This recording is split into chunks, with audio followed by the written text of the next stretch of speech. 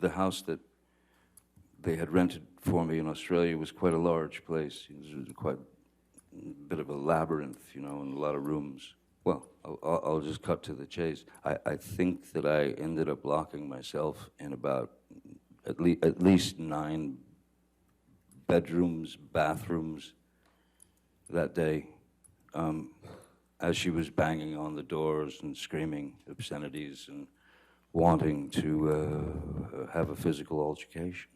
And so I was leaning like this in the chair, looking at her. First bottle went, takes the second bottle, which was the larger one. I'm in this position again, and my hand is on the edge of the bar, like that, you know, leaning over, the fingers like that, and she threw the large bottle, and it made contact and shattered everywhere. And then I looked down and realized that the tip of my finger had been severed. What is this, a picture of Mr. Depp? The remains of my finger. We went to the emergency room. The doctor asked me what happened, and I lied to him. I said that I had smashed it in these large accordion doors, that it got caught in the accordion doors. Why would you lie about that? I didn't want to disclose that it had been misheard, that it had thrown a vodka bottle at me and then took my finger off. I didn't want to get her in trouble. That's me in the emergency room. I see a detail that I'd forgotten, which is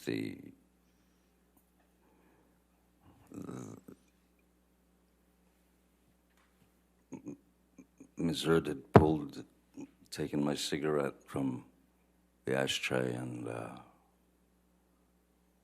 stomped it out in my face here. Could you mark on the screen where you see that? It's right above that green dot. It's definitely me. After receiving kind of a roundhouse punch from Miss Hurd. You didn't get punched. You got hit. I'm sorry I hit you like this, but I did not punch you. I did not deck you. I was hitting you. I don't know what the motion of my actual hand was, but you're fine. I did not hurt you. I did not punch you. I was hitting you. How are you tough? What am I supposed to do? Do this? I'm not sitting here bitching about it, am I? You are. That's the difference between me and you. You're a baby.